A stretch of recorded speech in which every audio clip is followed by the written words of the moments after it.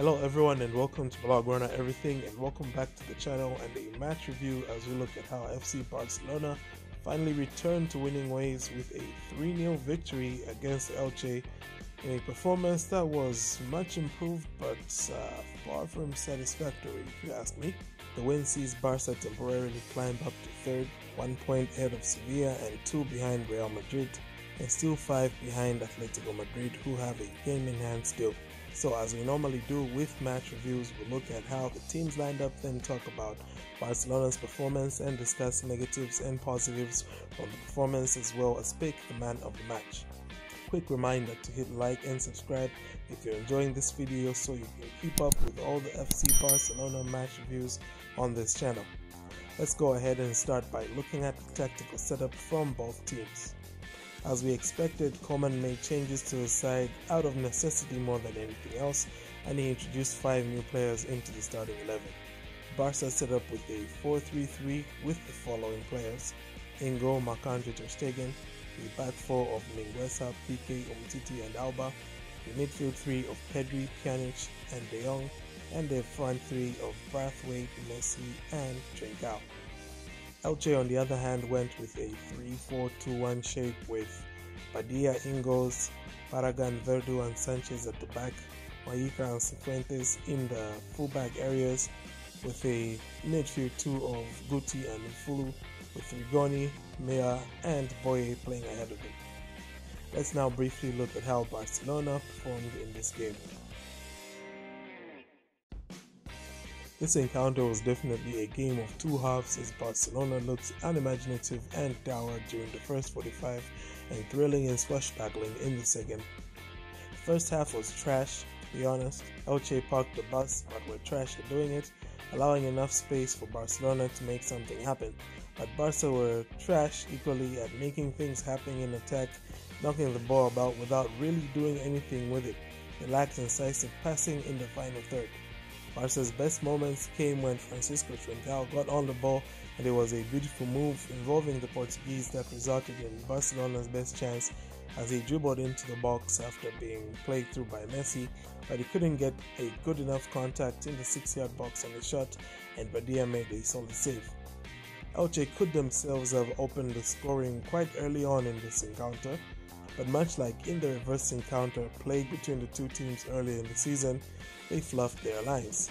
The second half began with Koeman making a much needed substitution and a tactical shift. Dembele came on for Pjanic, and Barca went to playing more of a 4-2-3-1 shape, and suddenly the ball was moving around much quicker, and after just 3 minutes into the second half, they opened the scoring with what was a wonderful goal.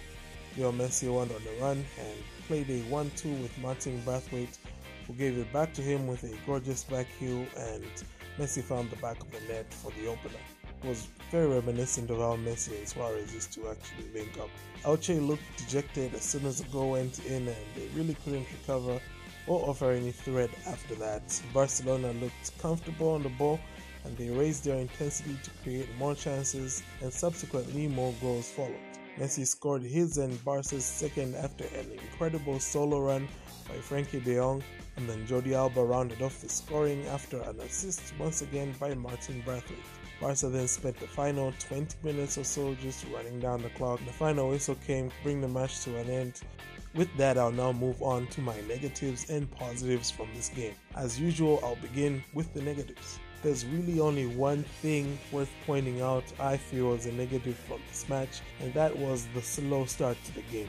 Barca are currently on the brink of elimination from the Copa del Rey and the Champions League. They face an uphill task in the second legs of both encounters against Sevilla and PSG, and if they are to have any hope of overturning either result, they will need to start both games with explosiveness and urgency. Wednesday night's first half performance fell short in that regard, and Barca will do well to not repeat that sort of first half performance in Paris or at home against Sevilla. But let me now move on to talking about the positives. And at this point, I have a couple of things to highlight here as positives. First and foremost, we kept a clean sheet. With the manner in which we have been giving up goals over the past few weeks, it was a relief to see ter Stegen walk away with a clean sheet even though it was gifted to him, courtesy of some poor finishing by Eibar, but it's something that he and the team have both been needing for a while now, and it's just good to see them get it.